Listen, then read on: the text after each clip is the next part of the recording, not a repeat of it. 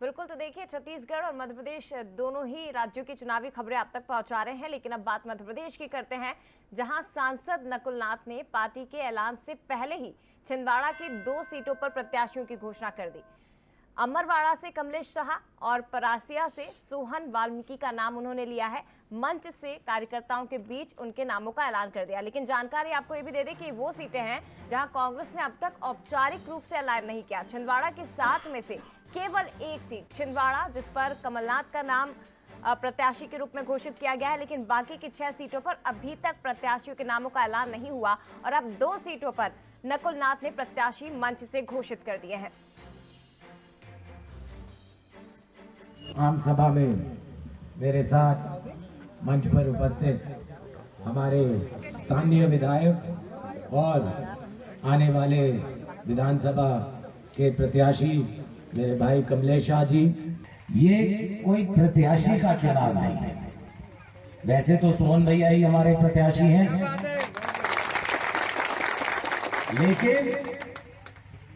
लेकिन आप सोहन भैया को वोट नहीं दे रहे, आप कमलनाथ जी को मुख्यमंत्री बनाने के लिए वोट देंगे। ये भले ही प्रत्याशी हो, लेकिन आपका हर एक कीमती वोट कमलनाथ जी को मुख्यमंत्री। चलिए, इस वक्त जया हमारे साथ जुड़ गए हैं, हमारे स्पेशल कॉरेस्पॉन्डेंट छिंदवाड़ा से निशांत बिसेन। निशांत, मैं फोन पर आपको जोड़ रहा हूं, इसलिए थोड़ा जोर से बोलिएगा। क्या मायने निकाले हम नकुल नाथ जी के प्रत्याशी घोषित करने के? जी बिल्कुल, नकुल नाथ जी ने कल शरद जी 2 प्रत्याशियों का ऐलान किया था, परासिया और अमरवाड़ा। दोनों ही सिटिंग एमएलए हैं, सोहन वाल्मीकि परासिया से और अमरवाड़ा से कमलेश शाह, राजा कमलेश शाह।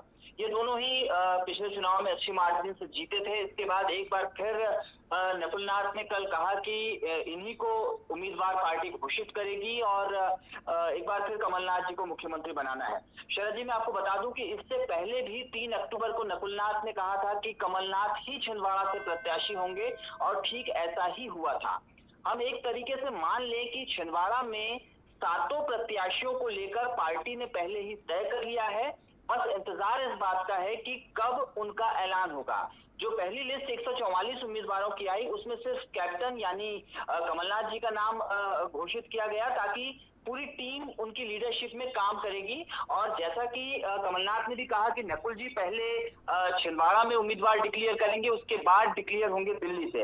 इसका भाव यह है कि चूंकि नकुल नाथ छिंदवाड़ा से सांसद हैं, वो लीड करते हैं, एक तरीके से उन पर पहली बार 7 सीटों की सीधी जवाबदेही सौंप दी गई है। नकुल नाथ लगातार क्षेत्र में काम कर रहे हैं। हमने देखा कि वो वार्डों की बैठकें ले रहे हैं, छोटे छोटे सम्मेलन कर रहे हैं, उनका हिस्सा बन रहे हैं।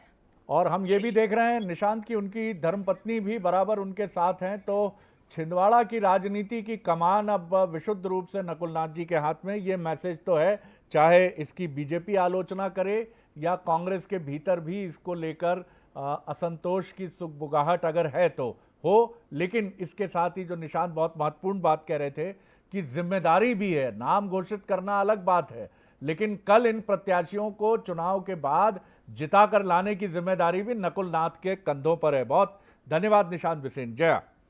बिल्कुल, तो देखिए आपने सुना, लेकिन